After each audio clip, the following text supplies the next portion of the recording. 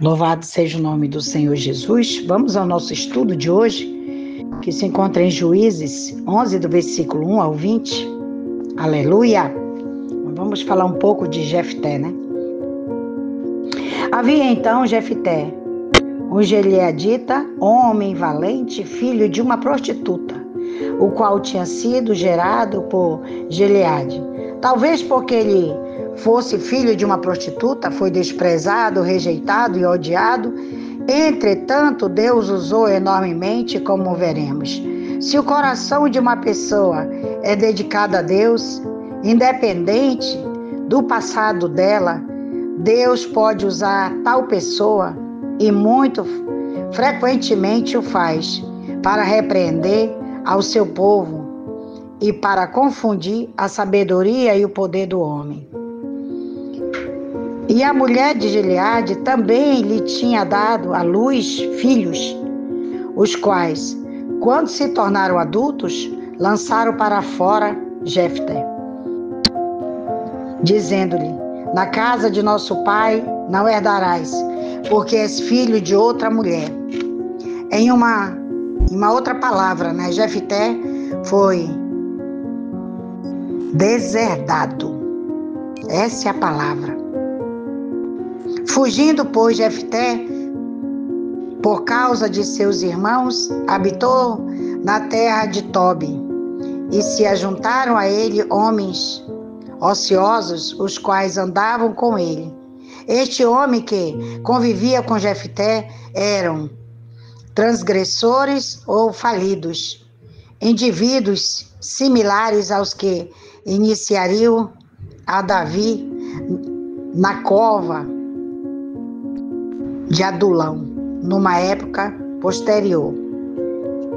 E aconteceu que depois que alguns dias os filhos de Amon fizeram guerra contra Israel, e como os filhos de Amon estavam em guerra contra Israel, os anciãos de Gileade foram buscar Jefté na terra de Tobi. Ao que parece, depois que Jefté tinha feito um nome para si mesmo, de alguma forma, devido à sua perícia militar, e disseram a Jefté: vem e serás o nosso capitão, para que pelejaremos contra os filhos de Amon. E Jefté respondeu aos anciãos de Gileade: porventura vós não me haveis aborrecido e me expulsado da casa de meu pai? Por que, pois, vieste agora a mim, quando estás em aflição? Aleluia! Declara o fato de que a expulsão de Jefté, né, não foi um ato isolado da parte dos seus próprios irmãos que expulsaram da casa que eles viviam, mas sim uma lei tribal a qual os anciãos de Gileade tinham aderido. E os anciãos de Gileade responderam a Jefté: por estas mesmas causas nós voltamos agora para ti, que venhas conosco e lutes contra os filhos de Amon, e nos seja por cabeça de todos nós que moramos em Gileade. E Jefté então disse aos anciãos de Gileade: se me levardes para que lute contra os filhos de Amon, e o Senhor entregar eles diante de mim, então eu vos serei por cabeça? E os anciãos de Gileade responderam a Jefté: o Senhor entre nós será por testemunha, se não fizermos como tu dizes. Então Jefté veio com os anciãos de Gileade, e o povo o escolheu por cabeça, príncipe sobre si. E Jefté falou todas as suas palavras diante do Senhor em Mispa. Como é óbvio, aqui Jefté era um homem de fé e, portanto, desejava a vontade de Deus para estes. E enviou Jefté embaixadores ao rei dos Amonitas, dizendo: o que tens tu comigo e viestes a mim para fazer guerra contra a minha terra? E o rei dos Amonitas respondeu aos embaixadores de Jefté: portanto, Israel tomou a minha terra quando subiu do Egito, desde Amon até Jaboque e até o Jordão. Portanto, restitua-me agora em paz. Este rei exigiu a devolução de uma certa área de terra com a única condição de paz. E Jefté voltou a enviar outros embaixadores ao rei dos Amonitas, para lhe dizer assim: diz Jefté, Israel não tomou terra de Moabe, nem terra dos filhos de Amon, mas subindo Israel do Egito, andou pelo deserto até o Mar Vermelho e chegou a Cádiz. Então Israel enviou embaixadores ao rei de Edom, dizendo: eu te rogo que me deixes passar por tuas terras. Mas o rei de Edom não os escutou. Enviou-os também ao rei de Moabe, o qual tampouco os quis ouvir. E assim ficou Israel em Cádiz. Tudo isto que foi relatado aqui havia acontecido mais de 300 anos atrás.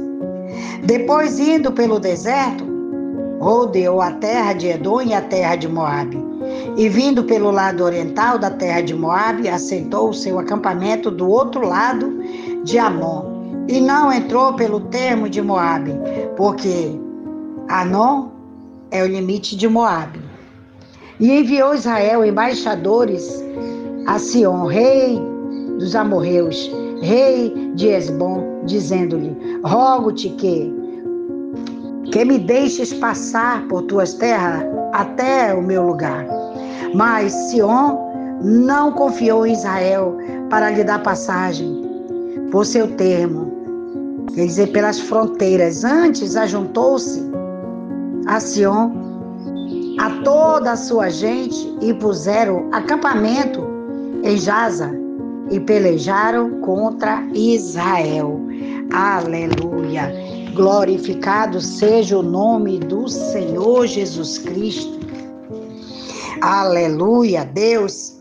Quando os amonitas foram à guerra contra Israel, os líderes de Gileade convidaram Jefté para ser o seu comandante. Há um paralelo entre repetindo o interesse de Israel no Senhor. Quando os amonitas os atacaram, lá no capítulo 10, e o súbito interesse dos gileaditas em Jefté, ambos parecem ter sido motivados mais pelo desespero do que por uma genuína mudança de coração. Os gileaditas ofereceram aos seus concidadãos a posição de chefe, que significa líder, a tribo, por um longo tempo. Porém, eles ofereceram a Jefté a posição inferior, uma posição inferior. Jefté não aceitou de imediato este pedido. Antes, os líderes de Gileade tinham ficado contentes em mandá-lo embora. E agora, na hora da necessidade, queriam sua ajuda em resposta aos anciãos de Gileade. Aumentaram sua oferta a Jefté, dizendo que realmente o fariam cabeça, né? Jefté trouxe o nome do Senhor para a discussão ao aceitar a oferta dele sobre uma condição. Os líderes de Gileade fizeram voto na presença do Senhor e tornaram Jefté seu cabeça e capitão. Tanto líderes como Jefté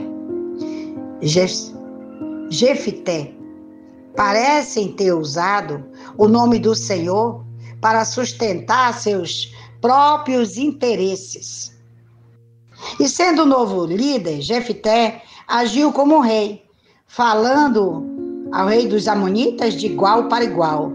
Reivindicando a terra, o rei dos Amonitas contestou esta alegação, dizendo que a região a leste do Jordão e do rio Arnon, do sul até o rio de Jaboque, ao norte, pertenciam a ele, e tinham sido tomadas ilegalmente quando Israel veio do Egito, para a declaração era falsa.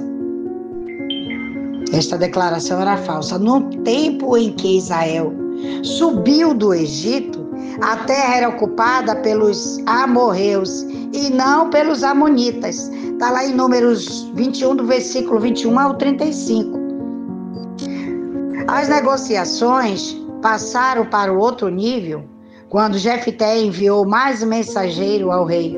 Eles começaram a falar utilizando o discurso diplomático, né,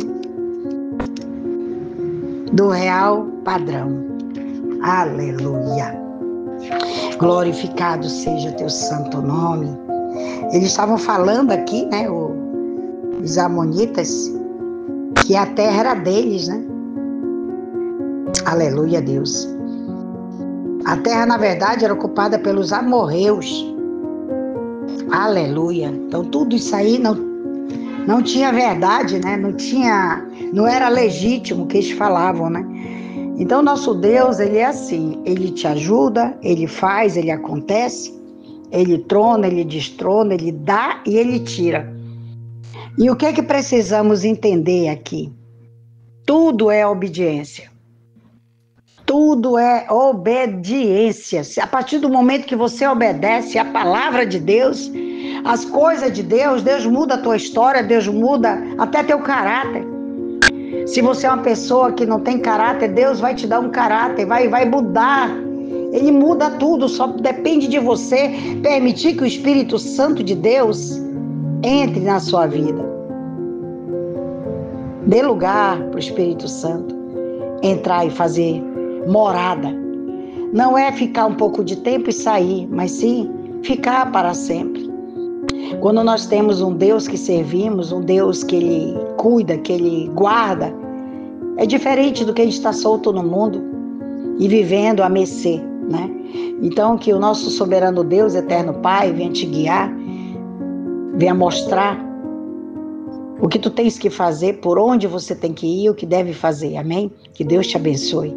A tua vida, teu ministério, que o nosso soberano Deus venha te guardar, te guiar, que o nosso soberano Deus venha guardar os casais, as famílias, que o nosso soberano Deus venha visitar a pastora Roberta, entrando com a cura, porque nós sabemos que só Deus é Deus, não há outro Deus, e só Ele pode fazer. Que Deus te abençoe tua vida, em nome de Jesus. Amém.